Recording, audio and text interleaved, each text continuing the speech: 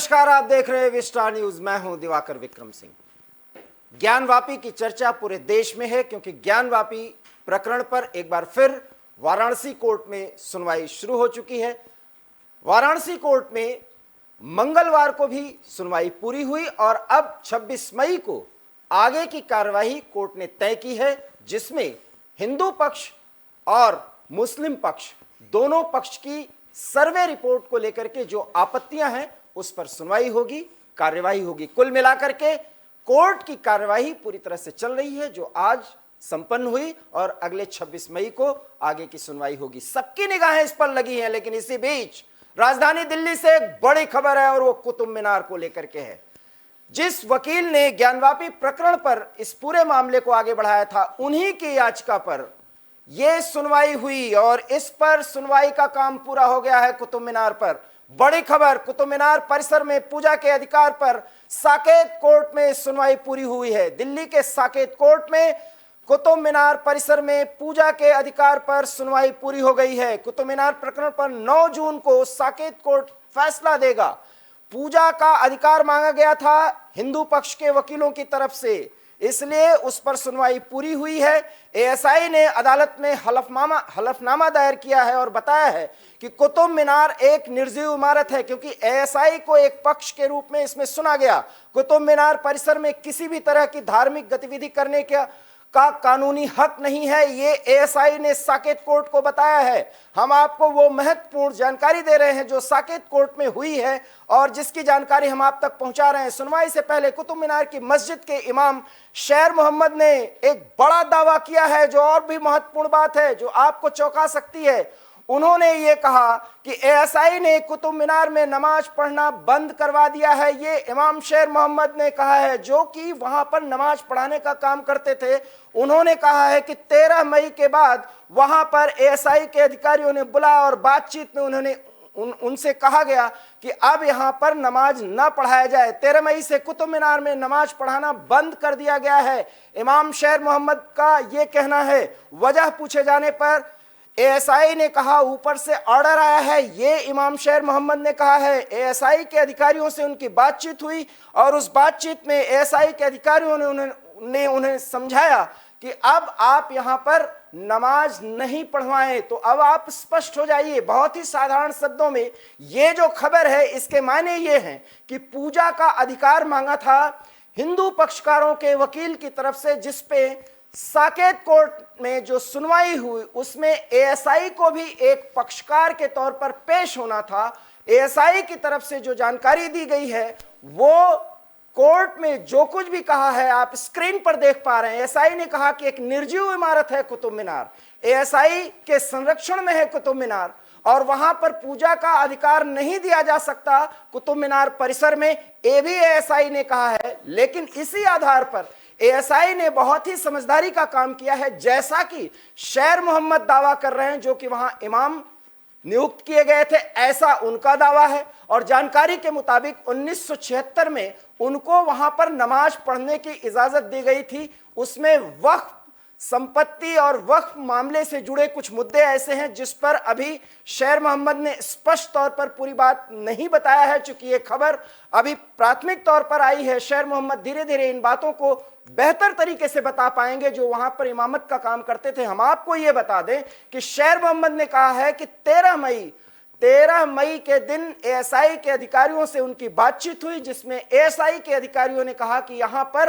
अब आप नमाज अदा करवाने का काम बंद करिए।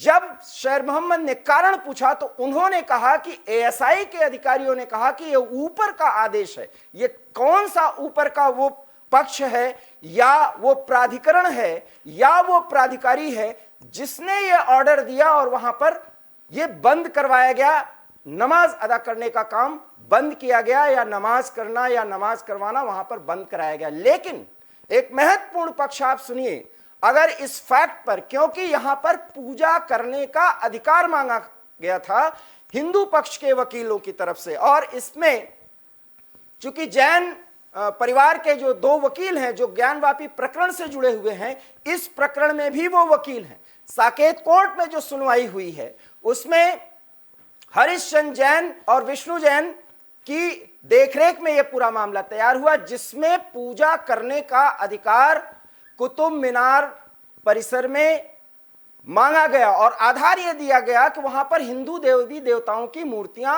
और सब कुछ हैं, जिन्हें 27 मंदिरों को बाकायदा तोड़ा गया था विभिन्न सल्तनत और मुगलिया पीरियड में। जहां तक की जानकारी ये मिल पा रही है, हालांकि हिस्टोरी के हिसाब से देखें तो सल्तनत पीरियड में ये तोड़ने की बात कही गई है। विजय स्तंभ के रूप में वहां कुतुब मीनार का निर्माण करवाया गया।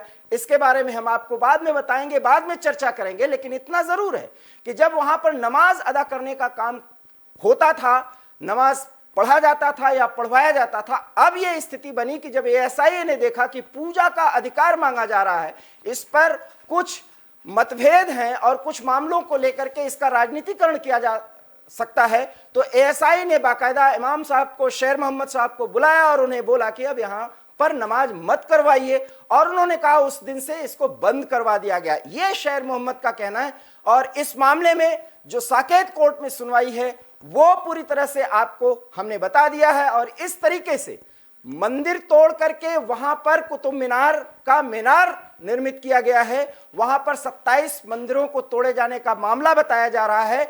इस पर एएसआई क्या आगे जानकारी दे सकती है ये भी देखना होगा। लेकिन 9 जून को जब साकेत कोर्ट इस पूरे मामले पर अपना पक्ष सुनाएगा या फैसला देगा, उस पर बहुत कुछ निर्भर करता है। लेकिन इतना तय मानिए कि जिस तरह से ज्ञानवापी प्रकरण के बाद अब मथुरा के कृष्ण मंदिर अर्थात ईदगाह मस्जिद और उसके बाद देश के तमाम इस तरह के मस्जिदों और मंदिरों को लेकर के सवाल उठाए जा रहे हैं, जिसमें एएसआई को भी कहीं ना कहीं हर एक स्थान पर एक पक्षकार के रूप में प्रस्तुत करने को कहा जा रहा है और एएसआई को प्रस्तुत होना पड़ रहा है कोर्ट में।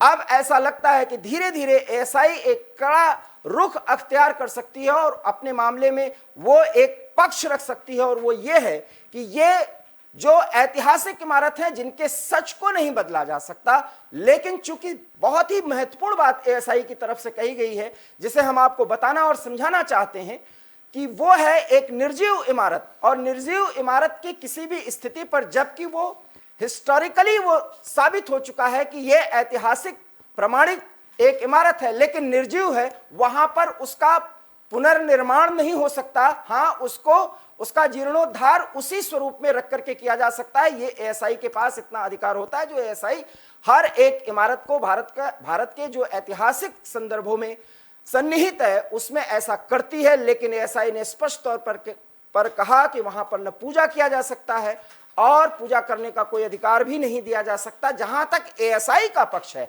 ऐसे में एएसआई ने बहुत ही समझदारी का परिचय देते हुए वहां पर नमाज भी न अदा किए जाने की बात की है, और उसको शेर मोहम्मद ने कहा कि उन्होंने स्वीकार किया, और उसके बाद से वहां पर नमाज नहीं अदा करवाया जा रहा है। एक बड़ी खबर है, और इस पे 9 जून को एक फाइनल और अंतिम जो है वो सुनवाई के बाद फैसला आएगा, और उस फैसले पर पूरे देश की निगाहें और विशेष करके हिंदू पक्षकारों और मुस्लिम पक्षकारों के जितने भी लोग हैं और जो भी इस पक्ष से जुड़े हुए लोग हैं उन सब की निगाहें टिकी हुई हैं, क्योंकि विशेष करके हर शुक्रवार को तो वहां पर नमाज अदा कराई और किया जाता था, जिस पर रोक लगा दी गई है। फिलहाल मुस्लिम पक्ष इसको मान रहे हैं।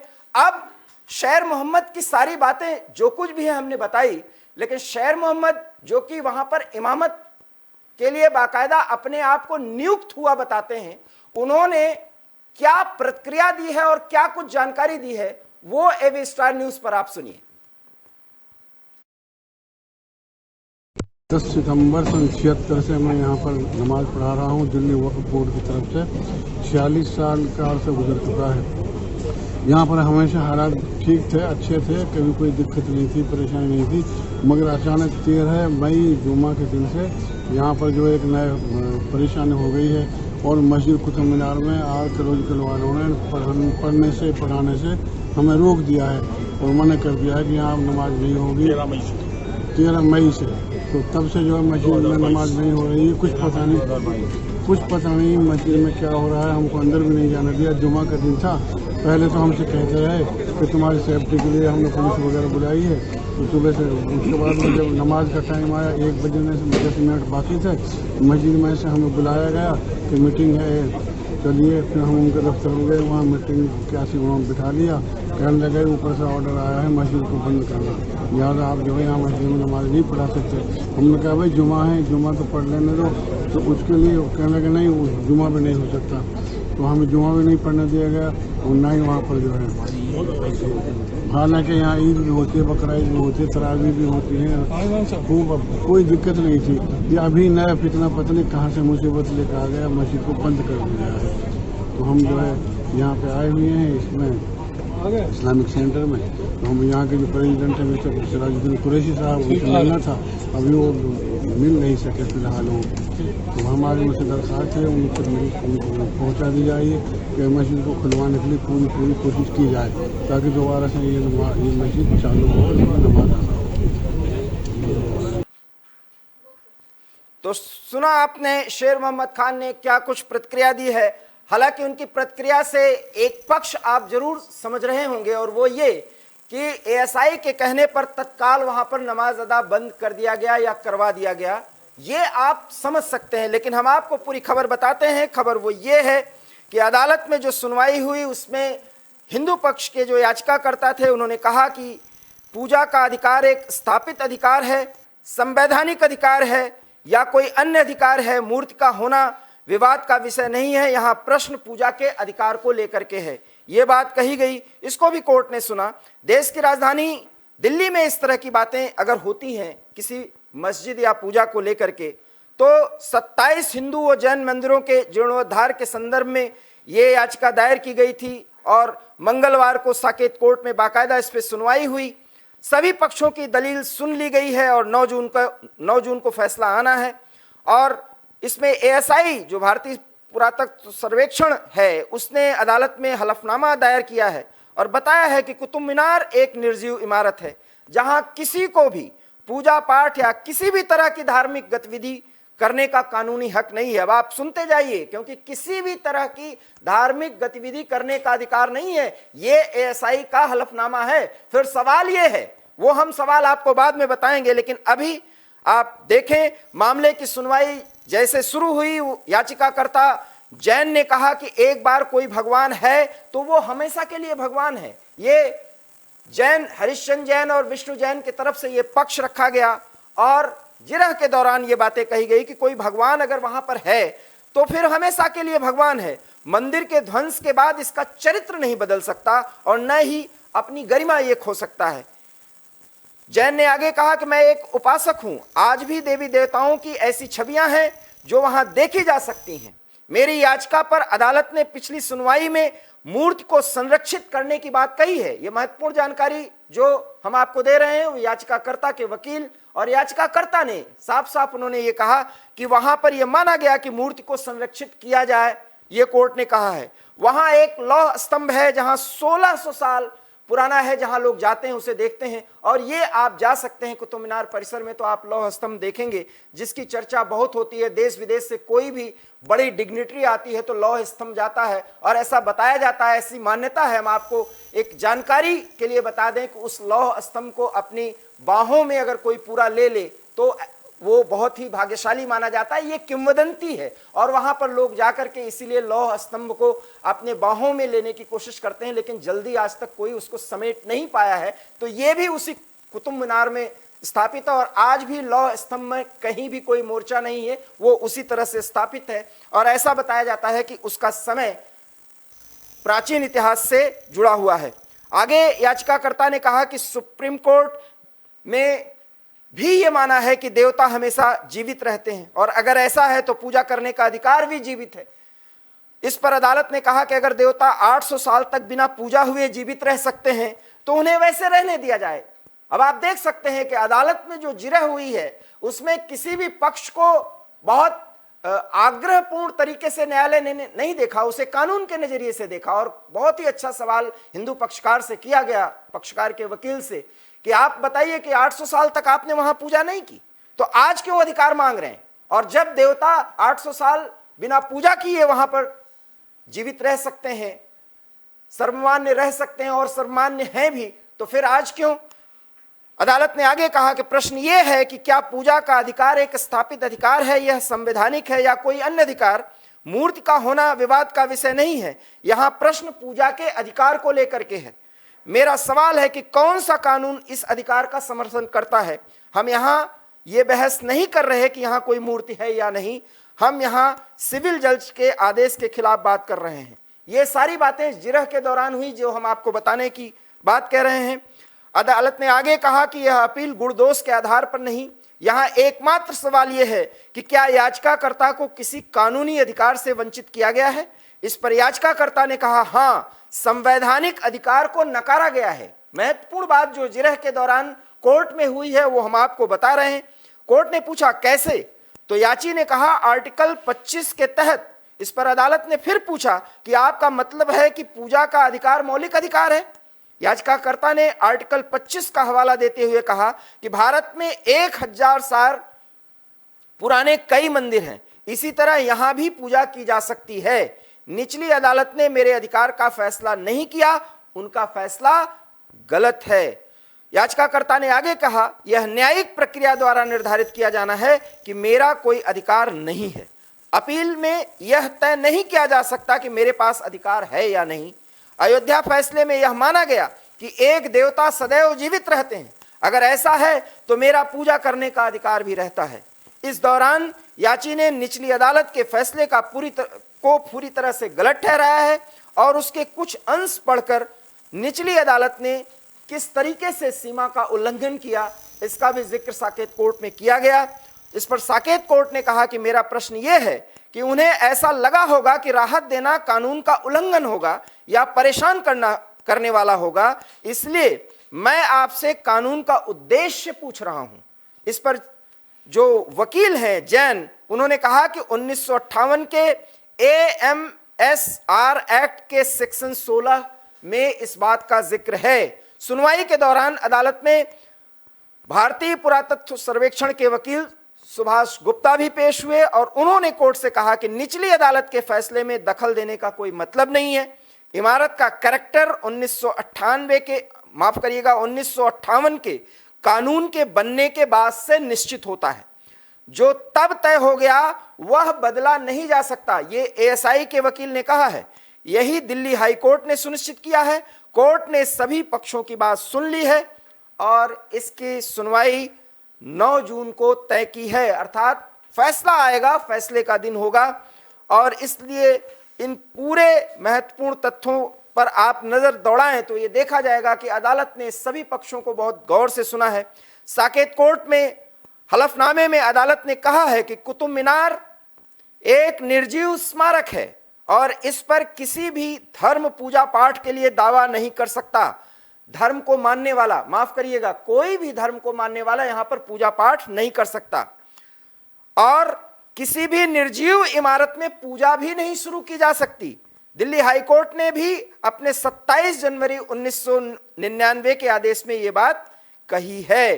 तो इस तरीके से अब आप स्पष्ट हो गए होंगे कि पूजा के जिस अधिकार के तहत कि उन्हें पूजा का अधिकार मिले, ये जैन एक वकील याचिकाकर्ता के रूप में गए थे। निचली अदालत ने जो फैसला सुनाया, साकेत कोर्ट ने उस फैसले पर सारी बातों को, जिरह को सुना और सुनने के बाद यह तय किया, क्योंकि ASI ने अपना पक्ष रखा और जैन ने अपना पक्ष रखा याचिकाकर्ता के रूप में कि वहां पर हमें पूजा का अधिकार दिया जाए। एक बार हम आपको फिर समझाते हैं कि कुतुब मीनार परिसर में किसी मंदिर मस्जिद की बात नहीं है, बल्कि वहां पर हिंदू पक्षकार ने, याचिकाकर्ता ने, वकील ने, हम आपको फिर बता रहे हैं, वकील याचिकाकर्ता ने सीधे सीधे वहां पर पूजा करने का अधिकार मांगा था और इसी पर पूरी सुनवाई हुई।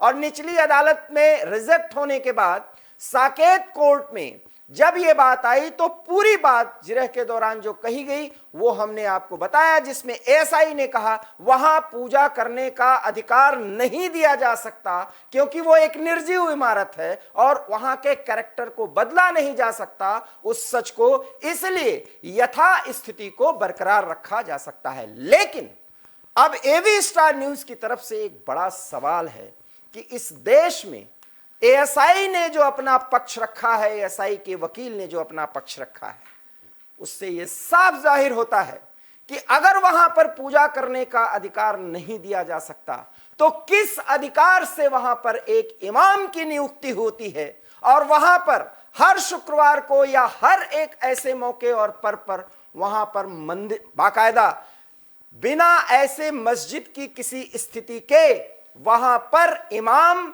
अपनी इमामत करता है और वहां पर नमाज अदा करवाता है। सवाल यह है एएसआई इतने दिनों तक चुप क्यों रही? जब एक हिंदू याचिकाकर्ता की तरफ से यह बात डाली गई तो एएसआई ने उन सारे तथ्यों का हवाला दिया, हाईकोर्ट का जिक्र किया और सब कुछ बताया।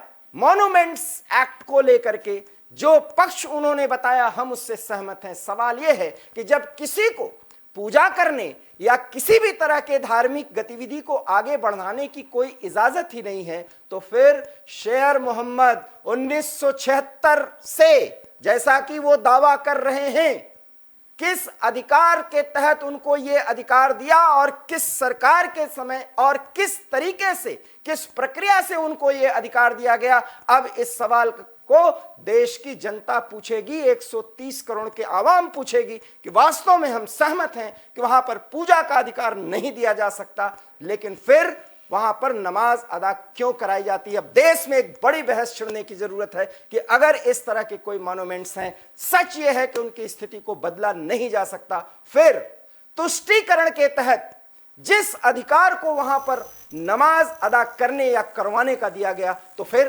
पूजा का अधिकार नहीं दिया जा सकता। क्या एक बहुसंख्यक आबादी के दिल में यह ठेस नहीं पहुंचेगी कि उसको उसी के देश में किसी भी अधिकार के पूरे उपयोग से रोका जा रहा है और किसी को वहां पर अपने धार्मिक गतिविधि अन्य क्रियाकलाप को करने की छूट थी। वो भी सभी सरकारें देखती रहीं, चाहे वो भारतीय जनता पार्टी की सरकार हो, चाहे कांग्रेस की सरकार हो या इस देश में बनने वाली कुछ मिली जुली सरकारें रहीं। आखिर में उन्होंने क्यों ध्यान नहीं दिया, एएसआई ने क्यों ध्यान नहीं दिया? ये एक अहम प्रश्न है जो सवाल अब उठाया जाएगा और इसका तो जवाब जनता मांगेगी और उस जवाब को हर एक पक्षकार को देना होगा। एबी स्टार न्यूज में इतना ही। देश और दुनिया की तमाम बड़ी खबरों के लिए आप देखते रहिए एबी स्टार न्यूज, क्योंकि यहां खबरों और विश्लेषण का सिलसिला कभी नहीं थमता। फिलहाल मुझे दीजिए इजाजत। नमस्कार।